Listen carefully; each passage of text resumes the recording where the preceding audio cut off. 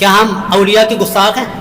اولیاء اللہ کے منکر ہیں اس لیے نہیں ہم لگاتے؟ نہ، ہم اولیاء اللہ کے منکر نہیں، نہ ہی ہم اولیاء اللہ کے گستاخ ہیں. صرف ہم یہ کہتے ہیں کہ اولیاء اللہ وہ اللہ کے اولیاء اللہ ہیں جو کہ الذین آمنوا وکانوا یتقون. قرآن نے ہمیں بتایا کہ اولیاء اللہ کی پہچان کیا ہے. اولیاء اللہ، اللہ کا ولی وہ ہوتا ہے جو کہ ایمان والا ہو اور تقوی والا ہو، جو کہ لوگوں کو رب کی طرف جھکانے والا ہو، رب کے در پہ جھکانے والا ہو، نہ کہ اپنے قدموں کے اندر جھکانے والا ہو، نہ کہ لوگوں کو قبروں کے اوپر جھکانے والا ہو. وہ اللہ کا ولی نہیں ہوتا. تو یا غوث المدد، یہ نعرہ ہم کیوں نہیں لگاتے؟ اس لیے نہیں لگاتے عزیزو کہ شیخ عبد القادر جیلانی رحمہ اللہ، ان کی اپنی کتاب ہے جی غنیۃ الطالبین. اٹھائیے جی کتاب پڑھیے، آپ کو جگہ جگہ کے اوپر توحید کی دعوت ملے گی. آپ کو جگہ جگہ پر ملے گا کہ تم نے ایک رب کو پکارنا ہے، مدد ایک رب سے مانگنی ہے. اللہ کے علاوہ کوئی کچھ نہیں کر سکتا، اللہ کے علاوہ کوئی کسی کے نفع نقصان کا مالک نہیں ہے. ساری کتاب کے اندر عقیدہ آپ کو وہ ملے گا جو قرآن کریم کے اندر موجود ہے. ساری کتاب کے اندر آپ کو نماز کا طریقہ وہ ملے گا جو صحیح بخاری اور صحیح مسلم کے اندر ہے. کتاب کا نام ہے جی غنیۃ الطالبین، اور یہ وہی 11ویں والے پیر صاحب کی. اچھا، لوگوں نے نا اب آ کر نا جب لوگوں کو ہاتھ پاؤں کی پڑی نا کہ جو غوث پاک ہم جن کو کہتے ہیں، انہوں نے تو نماز کا طریقہ وہ لکھا ہے رفع الدین والا. انہوں نے تو لکھا آمین بلند آواز سے، اونچی آواز سے آمین کہنی ہے. اور انہوں نے عقیدہ توحید تو وہ لکھا ہے جو قرآن کریم کے اندر ہے. تو مولویوں نے کیا چلاکی کھیلی؟ انہوں نے کہا جی ایک کتاب ہی حضرت غوث اعظم کی ہے ہی نہیں، جان ہی چھڑوا لی کہ یہ کتاب ہی حضرت شیخ عبد القادر جیلانی رحمہ اللہ کی ہے ہی نہیں. کتنی بڑی کہانی ڈالی. لیکن یہ اس سے بڑا خطرناک معاملہ ہے. اگر یہ کتاب حضرت شیخ عبد القادر جیلانی کی نہیں ہے تو یہ ہستی ہی فارغ ہو جائے گی، یہ شخصیت ہی پھر فارغ ہو جائے گی. کیونکہ ہمیں جو تعارف ہوا تھا حضرت شیخ عبد القادر جیلانی کا، جو ہمیں تعارف ہوا تھا، کروایا تھا، وہ اس کتاب کے ذریعے ہی ہوا تھا. اس کتاب کے ذریعے ہی کروایا تھا کہ اس نام کی ہستی، اس نام کی شخصیت اس دنیا میں آئی تھی اور اس کی یہ تعلیمات تھی. تو کتاب اگر مانتے ہیں تو پھر جی ان کی تو ساری کی ساری دعوت ہی توحید ہے. ان کی ساری کی ساری دعوت وہ صحیح بخاری اور صحیح مسلم والی ہے. ان کی ساری کی ساری دعوت وہ قرآن والی ہے، رسول اللہ صلی اللہ علیہ وسلم کے فرمان والی ہے.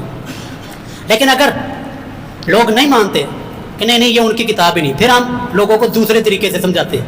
چلو ان کی کتاب نہیں نا ماننی کہ ان کی کتاب نہیں ہے، پھر ہم لوگوں کو دوسرے طریقے سے سمجھاتے ہیں. ہم تاریخ کا سہارا لیں گے.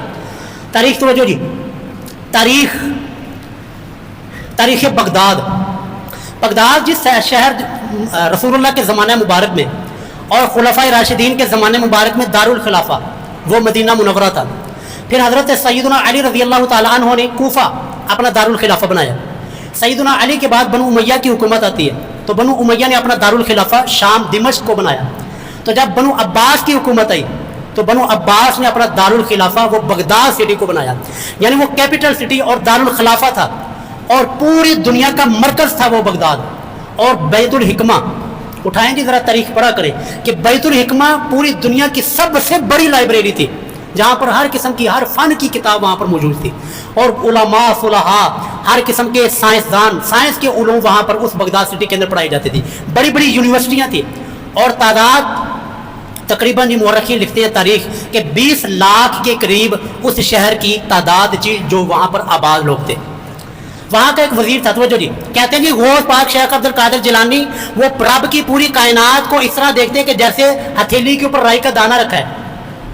اس طرح لوگ ویڈیو کے اندر اور مولوی ممبروں کے اوپر یہ بیان کر رہے ہیں. تو انہی کے شہر میں شیخ عبد القادر جیلانی بغداد کے رہنے والے تھے. بغداد کے اندر ان کی وفات ہوئی جی 561 ہجری. توجہ رکھیے گا جی، توجہ.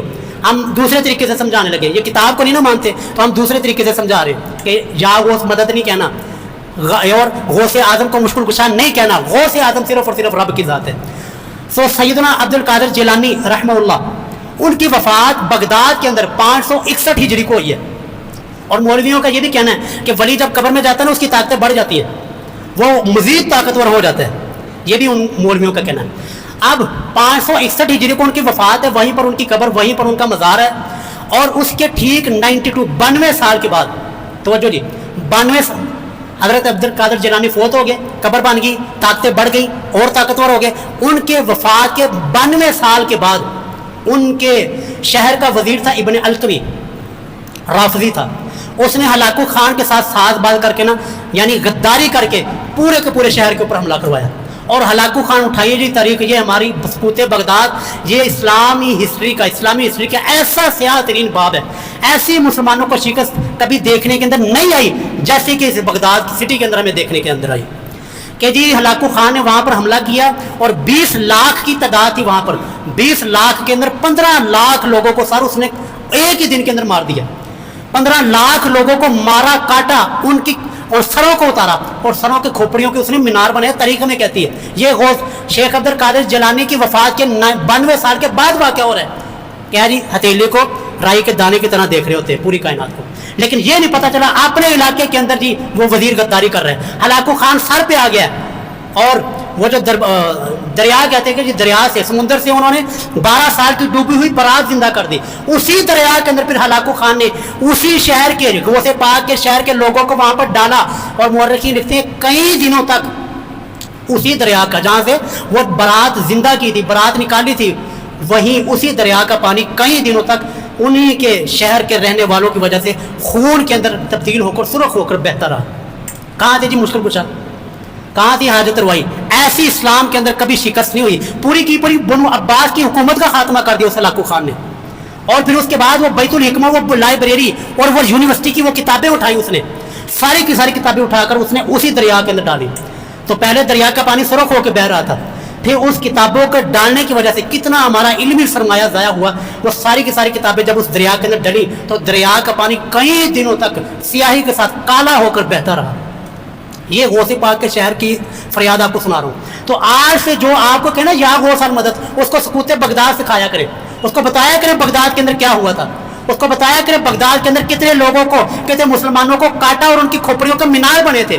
اور حضرت شیخ عبد القادر جیلانی کی وفات کے 92 سال کے بعد یہ سارا کا سارا معاملہ ہوا تھا. تو کوئی مشکل کشائی نہیں ہوئی, کوئی کسی کو نہیں روکا, کوئی کچھ نہیں کر سکا اور کوئی وہاں پر کوئی بچانے والا نہیں تھا. یہ ہمارا وہ باب ہے کہ جس کو ہم پڑھتے ہیں یا سنتے ہیں, بیان کرتے ہیں تو ہمارا سر شرم سے جھک جاتا ہے کہ 15 لاکھ مسلمان اور کیپٹل سٹی اور ہماری جو دارالخلافہ اس کو اس طرح تباہ و برباد کیا گیا. یہ اسی شہر کے اندر ہوا جہاں پر شیخ عبد القادر جیلانی رہتے تھے. اور کتنے ہم سمجھتے ہیں کتنے بیوقوف وہ لوگ ہیں جو انہی سے جا کر اپنے ملک کی سلامتی کی دعائیں کر رہے ہوتے ہیں. اور بھائی جو اپنا ملک نہ بچا سکے, جو اپنے 15 لاکھ لوگوں کو نہ بچا سکے, جو اسی دریا سے جو برات زندہ کرتے تھے اس دریا کے پانی کو سرخ اور کالا ہونے سے نہ بچا کے, وہ تمہاری فریاد رسی کیسے کر سکتے؟